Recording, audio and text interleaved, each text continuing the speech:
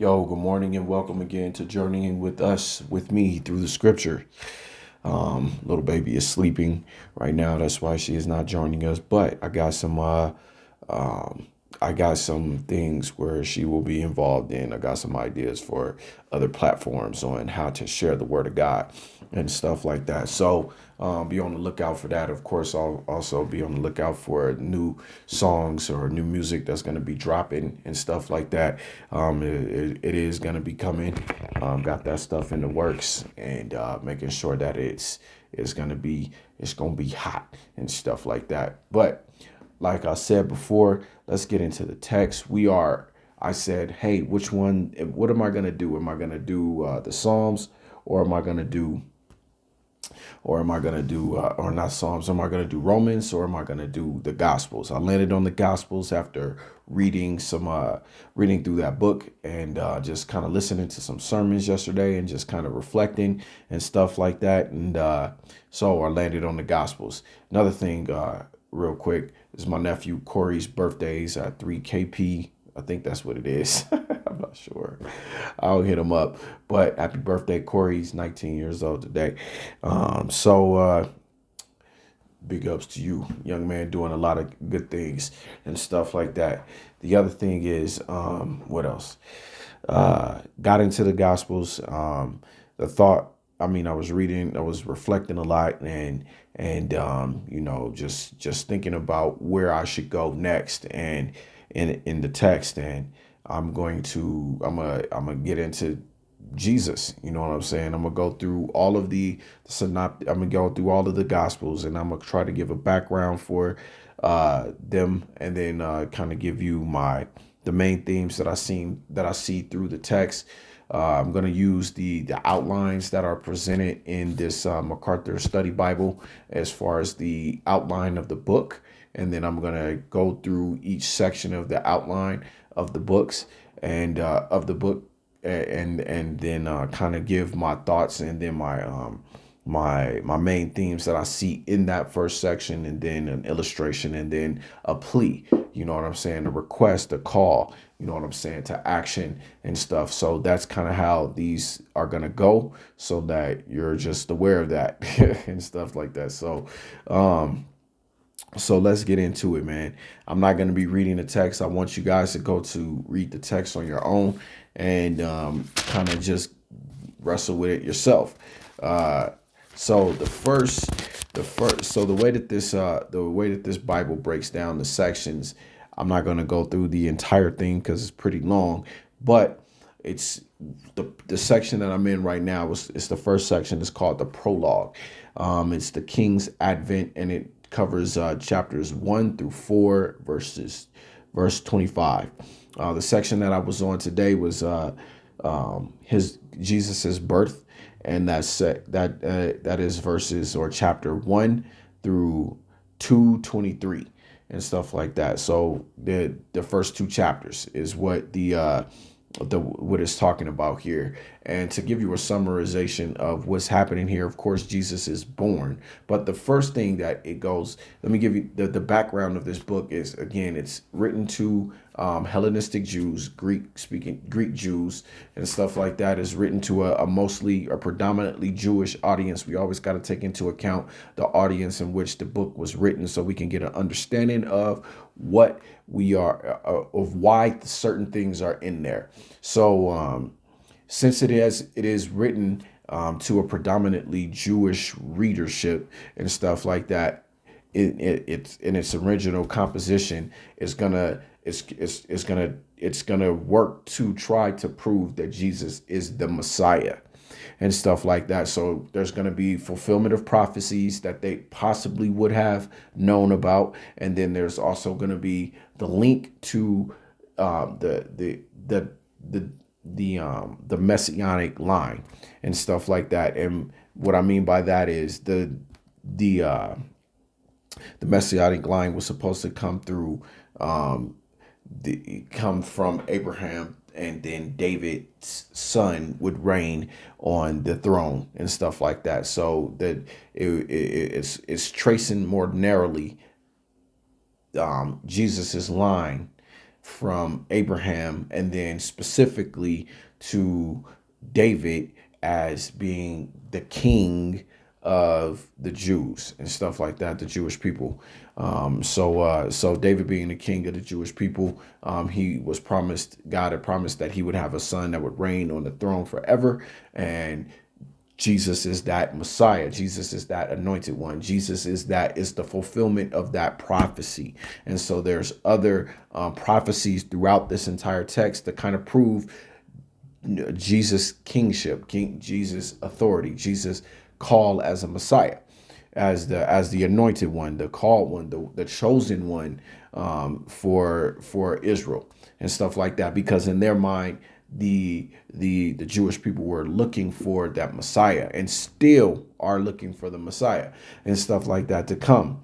And so that's what we're talking about here now. It's talking about, like, that when I say the prologue, the king's advent, when he came, it's talking about the arrival of Jesus and stuff, the arrival of Jesus, the king of the Jewish people, and the Messiah, the called out one, the anointed one of God and stuff like that. It's his arrival. So in this arrival, you have the genealogy that proves that he is a descendant of Abraham, and then and specifically a descendant of David. And then it also talks about the Magi, you know what I mean, the wise men coming from the east, following the star to bring offerings to the Messiah, the king, the new king of Israel, and stuff like that. So you have that, and then there's the idea of, or not the idea, but the description of the relationship between Mary and Joseph. Mary is found to be with child before Joseph has married her. Joseph has betrothed her, or is her fiance. You know what I'm saying? And at that time, if she was found to be pregnant, he had the right to stone her, but he didn't do that. And so he was like, I'm gonna put her away quietly. But then God intervened, and there are a couple of different themes here. There's dreams that happen, where God warns people. He instructed Joseph to in through a series of dreams to take Mary as a wife, to take his family and go to Egypt, and then to take his family back out of Egypt, and to settle in a different place, and into Nazareth and stuff like that, where Jesus would begin his ministry and stuff like that. And so, man, it's a lot of stuff here. So there's those dreams, and then there's the again, there's the sign of the wise men coming from the east. There's 4 different prophecies here that are fulfilled. One of the prophecies being, or the first prophecy, what is the first prophecy? Man, I'm going too long here. So first prophecy being that there will be a virgin with child and stuff like that. Mary, a virgin with child, God with us. The second prophecy is the okay. The second prophecy foreshadows the coming of the Messiah and stuff like that. The third prophecy has to do with the calling out of Egypt. So the third prophecy, Joseph takes his family to Egypt because Herod, the king at that time, was inquiring of where the Messiah would come from, and where he would be, because Herod wanted to kill him. Herod wanted to reject. He wanted to kill the Messiah, because Herod was the king at that point, and he didn't want to give up his position and stuff like that. So Joseph takes his family, flees to Egypt to fulfill the prophecy that God called his chosen one out of Egypt, coming back. And then the fourth prophecy has to do with, fourth prophecy details the length of which powerful men would go to maintain his position. So and it talks about the slaughtering of the children to and under Herod's rule. And this was something that was prophesied back I mean, it was prophesied that something would happen surrounding the coming of the Messiah and stuff like that. So there's four different prophecies that are fulfilled, and then there's four different prophecies surrounding the Messiah that are fulfilled in this first two chapters. Then there is the genealogy that links Jesus to David and as the Messiah and stuff like that. So what are some main things here? So we have God's sovereignty being happening. So, man, I'm sorry for rambling, man, but God's sovereignty is at display here. Although man has the different men in these pictures, in these stories, have their own agenda and they're working according to their plan. God is working out an overall plan and stuff like that, which include these prophecies, right?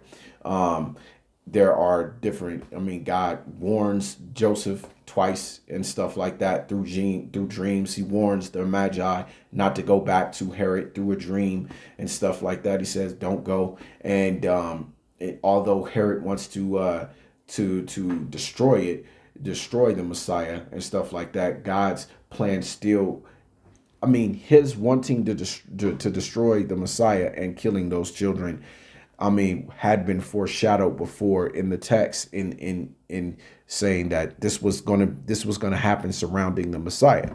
So it's like God's sovereignty, God's plan is being orchestrated, is coming to fruition, is happening, even though even though man has the ability to make his own decisions and stuff like that, God still works out a plan, even though his man is seemingly working autonomously. Just like when Joseph was coming back out of Egypt, Joseph was like, "Yo, I am going to I'm gonna come back," but Herod's son was ruling, and Herod's son was since Herod's son was ruling, Joseph was afraid to go back to that town. So he settled in Nazareth, and then that was a fulfillment of prophecy that he will call out his son, or that his the Messiah will be called a Nazarene and stuff like that. And so like it's David, I mean, Joseph made a decision, but it still worked in the plan of God that had already been talked about before it happened. So it's like God's sovereignty. And then it says man's rejection, then man's acceptance. So God provides all these overwhelming proofs that he is doing a work, that he is doing a thing, and that he is making himself known. Overwhelming proof. These prophecies, the genealogy and stuff like that. All of these things are proofs that God is doing the work. And here's the thing: Herod, the king of the Jewish people at that time, should have known and should have welcomed the Messiah coming and stuff like that. But he took all of the information that the Messiah was coming and said, "I want to destroy him. I want to kill him."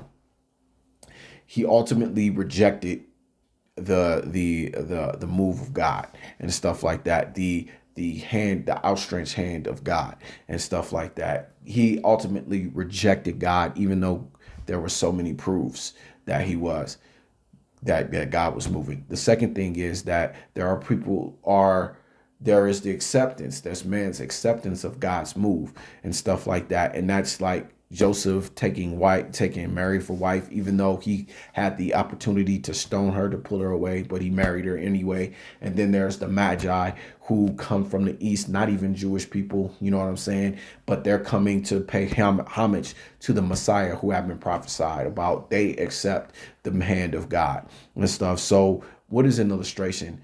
Illustration could be like, let's say there's somebody getting an eviction notice. There's all of these different proofs. They got people calling on the phone saying, "Hey, you know what? You are way past due. You know you're way past due. So you need to go ahead and pay this stuff." But you continue to ignore it. You know what I'm saying? And then you get kicked out.